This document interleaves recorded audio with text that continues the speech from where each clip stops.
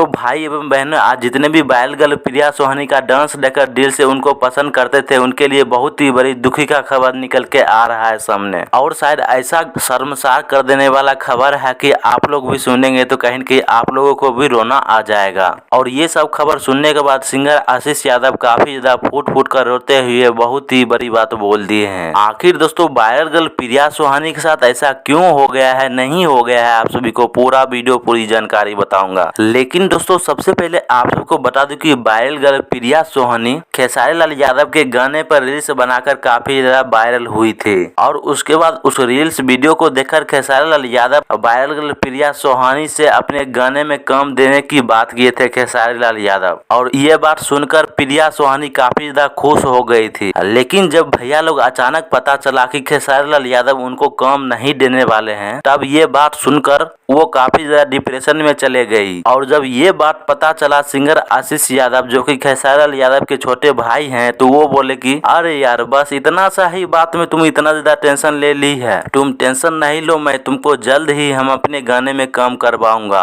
ऐसे दोस्तों आपकी क्या प्रतिक्रिया है, आप सभी जरूर कमेंट बॉक्स में बताइएगा।